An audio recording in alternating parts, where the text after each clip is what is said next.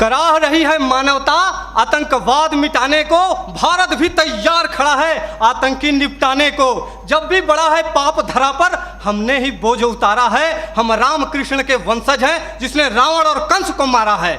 आदरणीय सभापति महोदय, निर्णायक मंडल एवं बहादुर साथियों, मैं राइफलमैन मृत्युंजय श्रीवास्तव असम राइफल्स का प्रतिनिधित्व विषय के विपक्ष में करने जा रहा हूं।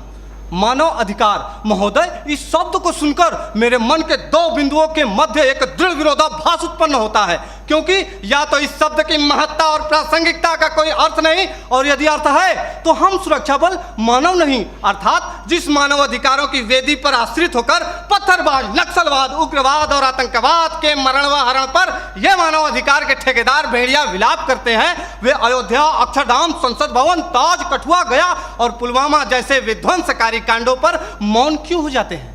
महोदय, प्रशिक्षण काल से ही हमें एक गोली एक दुश्मन, जिसकी पहल उसकी जीत जैसे प्रेरणादायक पंक्ति स्वरूप गुरु मंत्र दिए जाते हैं, परंतु वास्तविकता तो यह है कि मानव अधिकारों के अनुपालन की जंजीरों में जकड़े हम सुरक्षा बल एक आईडी कई जवान, दुश्मन की पहल सैनिक की शहादत जैसे ज्वलंत उदाहरणों का निर्मम साक्षात्कार करते हैं।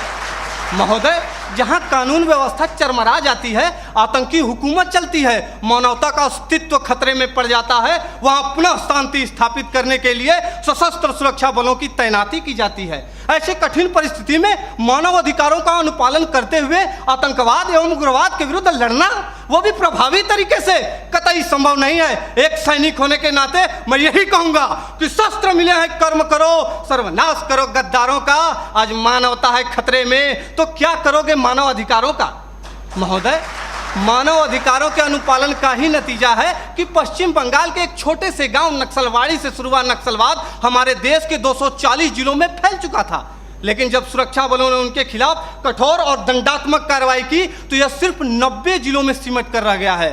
महोदय, सुरक्षा बलों को मानव अधिकारों का पाठ पढ़ाने वाले मैं अपने विपक्षी साथियों से पूछना चाहता हूं कि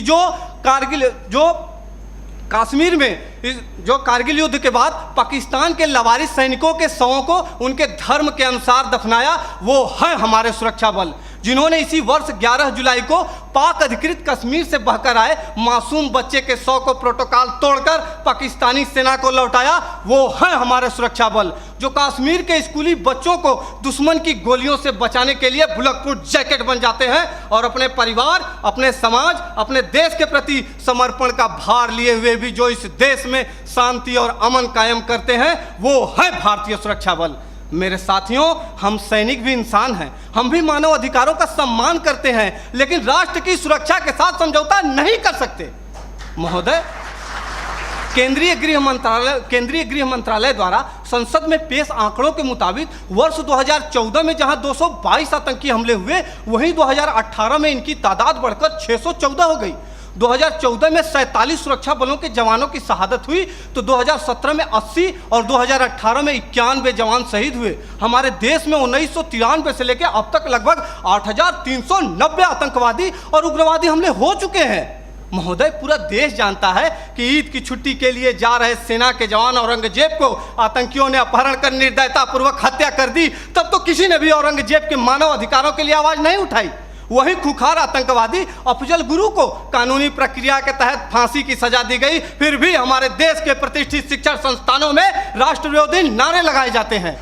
दर्द तो हद से तब गुजर जाता है जब सर्जिकल स्ट्राइक और एयर स्ट्राइक जैसे सफल ऑपरेशनों के लिए हमसे सबूत मांगे जाते हैं। हमारे धार्मिक ग्रंथों में कहा गया है कि सीता हरण किया रावण ने, मानवता को ललकारा था, श्री राम प्रभु ने रावण को लंका में घुसकर मारा था। हम उन्हीं राम के अनुयायी, सम्रानर हार नहीं सकते, जो रच रहे षड्यंत्र उन्हें क्या घुसकर मार नहीं सकते? महोदय, मैं अपने विपक्षी साथियों से पूछना चाहता हूं कि जब आतंकवादी हम पर अंधाधुंध गोलीबारी करें तो क्या हम सफेद झंडा लेकर मानव अधिकारों का शांति पाठ करें?